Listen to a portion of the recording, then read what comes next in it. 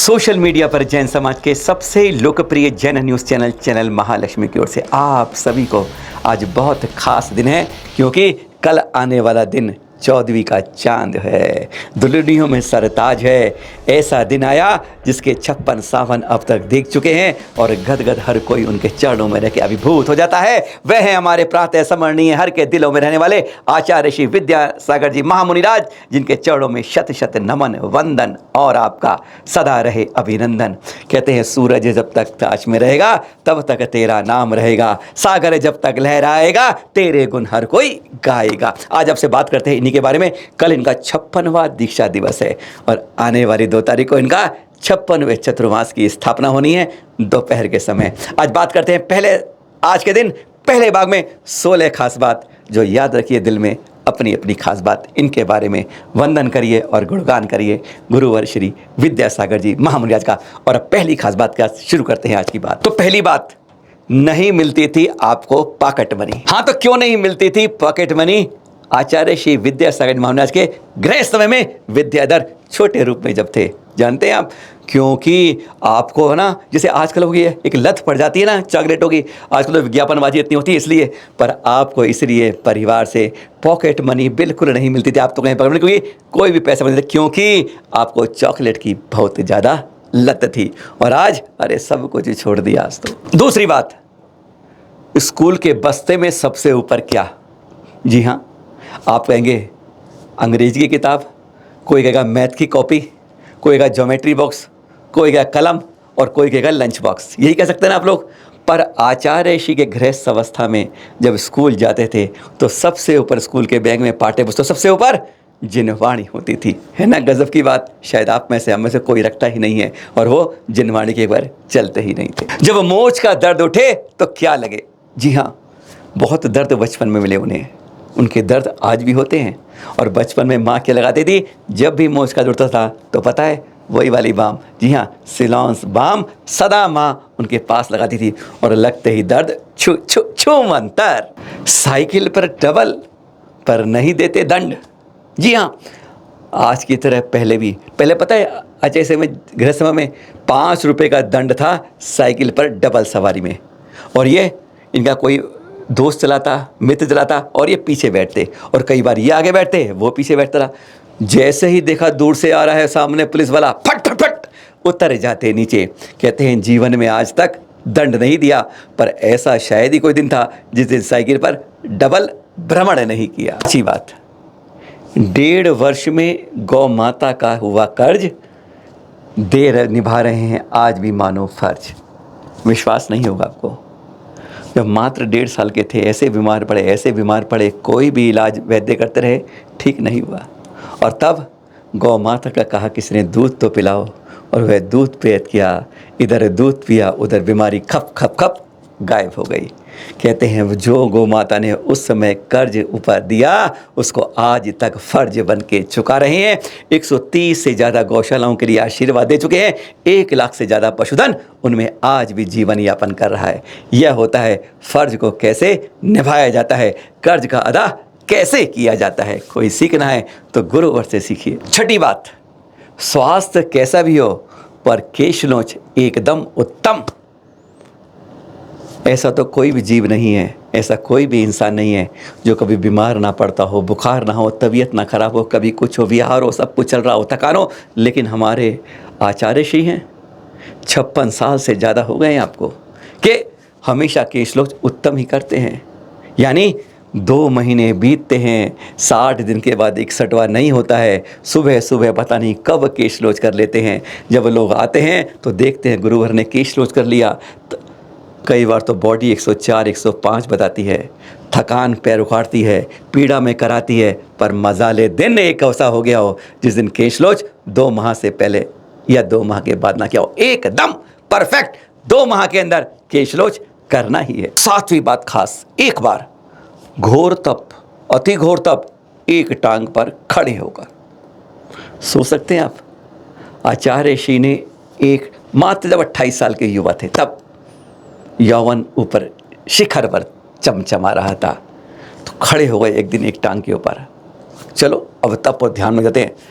तप ध्यान ध्यान ध्यान ध्यान लगते रहे, सुबह से सूरज निकला, शाम को छिप गया, अगले दिन उग गया, और जब अगले दिन छिपा तब जाके उस ध्यान को, पूरा सामायिक ध्यान को छोड़ के उन्होंने ध्यान को पूरा किया। 36 घंटे एक टांग पर खोर तप कि उन्होंने वह मिसाल पैदा करी। 8वीं बात, महाकाव्य पर महानजर। जी हाँ, मूक माटी जानते हैं ना आप, गजब का ग्रंथ है।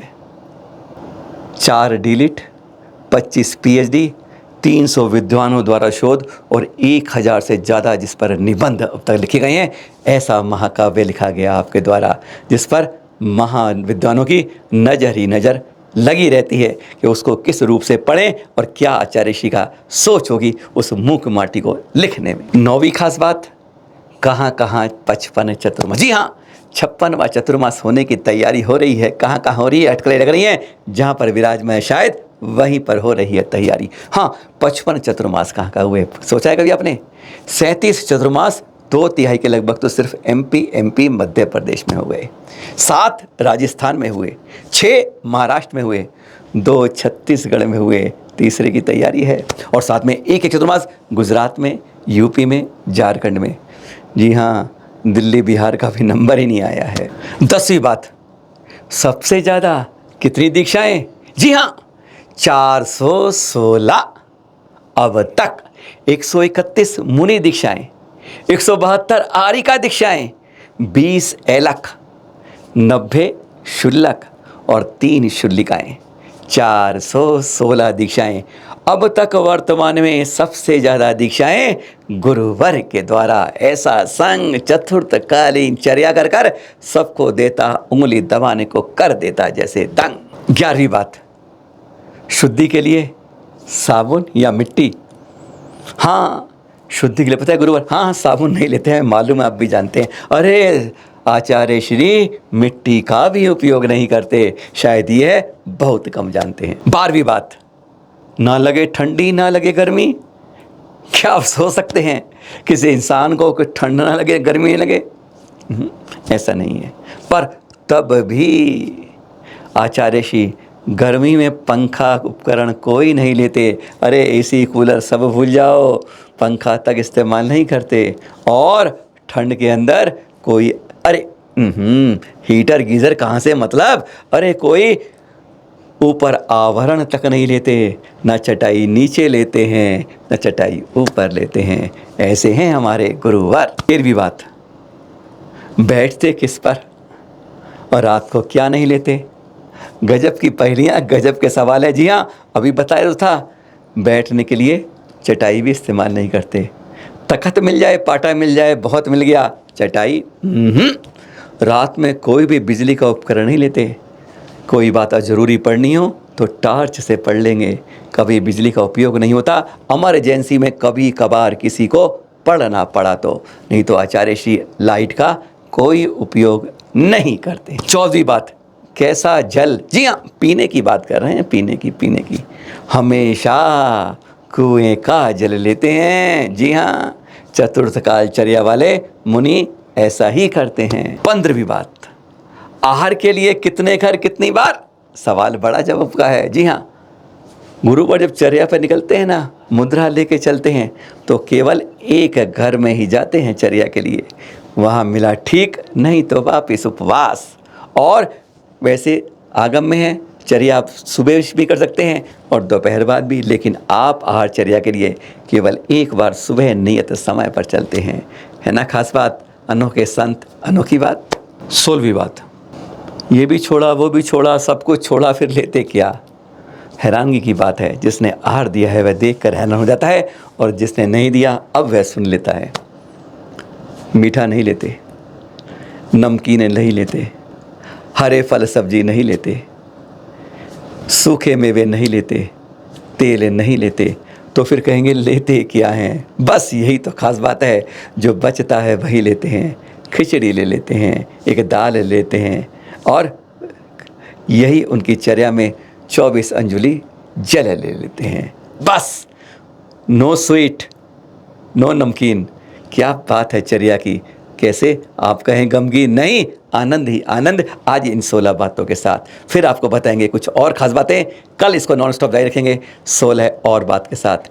गुरुवार का 56वां दीक्षा दिवस अजमेर में तपती धरा पर हुआ था, और तब जब इन्होंने केश नोच किया था अपने घने बने वालों का, कहते हैं खून भी रिसाया था।